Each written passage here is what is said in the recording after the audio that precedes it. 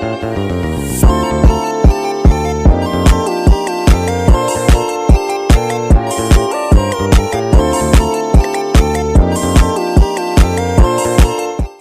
kedatangan kami sini ini untuk ingin mengerjakan suatu tugas Pak, tugas dari Bapak Ramadan. Jadi tugasnya itu Pak menjelaskan tentang apa itu hukum dan struktur hukum yang ada pada desa Rambah ini Pak, Rambah Tengah Hilir Pak. Jadi Pak sebelumnya perkenalkan dulu, nama saya Muhammad Taufik Putra. Nama saya Isa, Pak. Nama saya Vina, saya Lesti. Nah, di sini kami ingin bertanya Pak sesuatu yang mengenai struktur hukum. Jadi pertanyaannya itu kita mulai saja ya Pak. Apa yang Bapak ketahui tentang hukum Pak? Iya, tentang hukum. Itu kan kebanyakan yang kalau setiap pola pikir orang itu kan berbeda. Ada hukum itu sebuah peraturan, ada ya ada yang mengatur gitulah Pak istilahnya. Jadi menurut Bapak itu seperti apa hukum? Hukum itu seperti ada hukumnya dari ketentuan Allah Subhanahu wa Ta'ala. Tentunya tidak bisa kita langgar. Hukumnya itu ada wajib, ada sunat, dan makruh kan.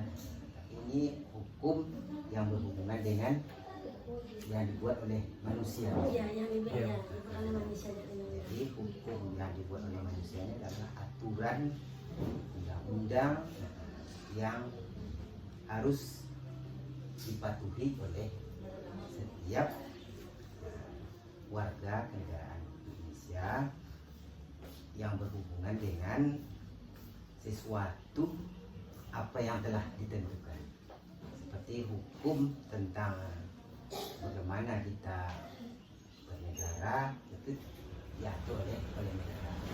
Hukum yang dibuat oleh masyarakat adat, tentu hukum itu dipatuhi oleh adat istiadat yang ada di tempat.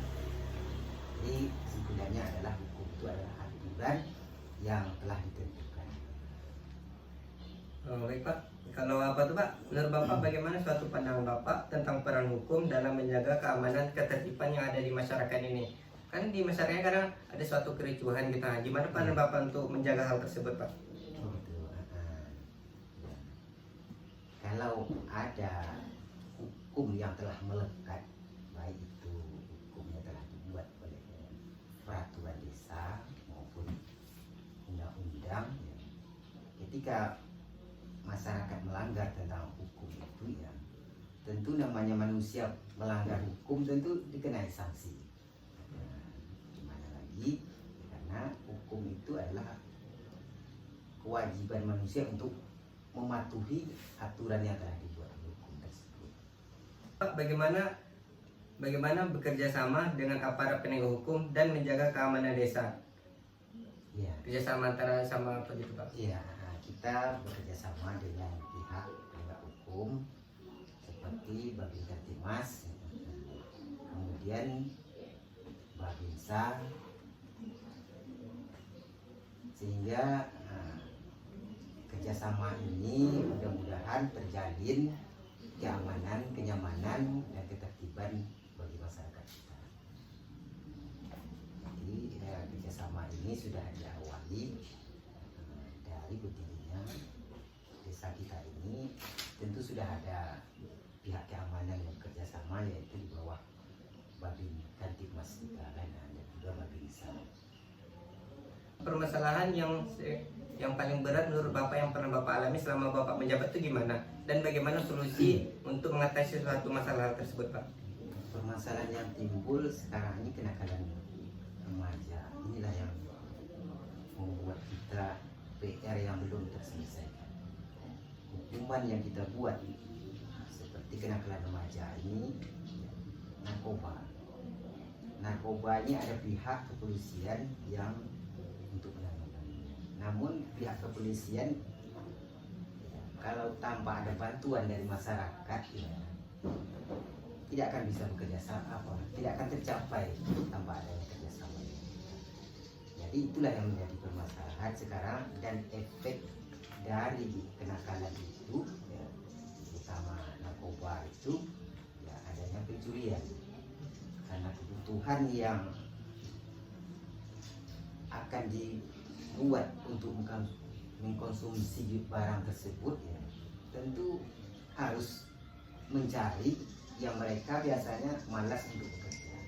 Jadi cari jalan keluarnya adalah apa yang bisa diambil ya diambil. Nah, akhirnya meresahkan masyarakat kita.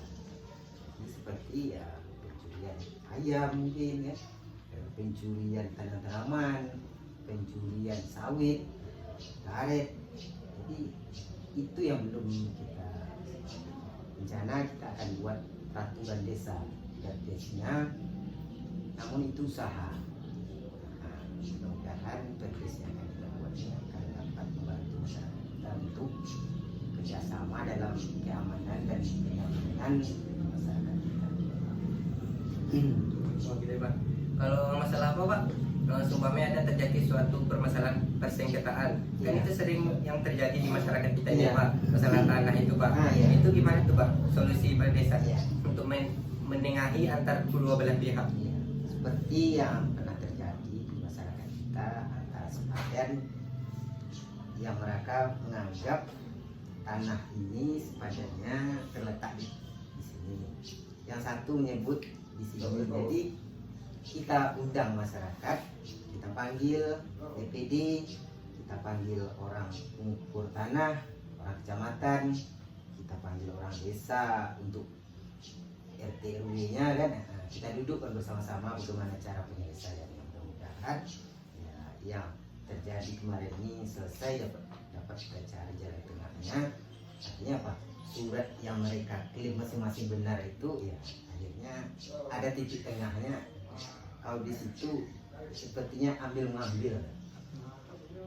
Sepertinya di sini tanah yang sebelah ini tanah sini. Jadi yang satu menganggap dirinya sebelah sini, yang satu sampainya ke sini. Jadi yang permasalahan ini kita ambil tengahnya. Titik tengahnya di situ berarti dibagi dua. Kalau memang mau masyarakat, ternyata ya karena rundingan kita dengan masyarakat ya untuk menyelesaikan, ya akhirnya mau. Kalau tidak selesai ya carilah apa lain kan untuk menyelesaikan. Karena desa cuma bisa mampu untuk merunding permasalahan itu hanya seperti itu. Akhirnya mereka mau. Yang terakhir, Pak, apa harapan Bapak untuk membangun sistem hukum di desa ini untuk kedepannya, Pak? Besar harapan kami hukum ini bisa ditegakkan, diterapkan di masyarakat demi kenyamanan dan ketertiban masyarakat kita. Karena apa? Masyarakat itu butuh kenyamanan, ketertiban, dan juga dengan adanya kenyamanan dan ketertiban itu sehingga pelayanan kita terhadap masyarakat tentunya bisa diharapkan. Sekian, Pak, pertanyaan dari kami, Pak. Terima kasih banyak, Pak, sudah meluangkan waktunya kepada kami, Pak. Mau kiranya adik-adik dengan jawaban yang singkat itu mudah-mudahan ya, inilah semampu saya Iya, Pak.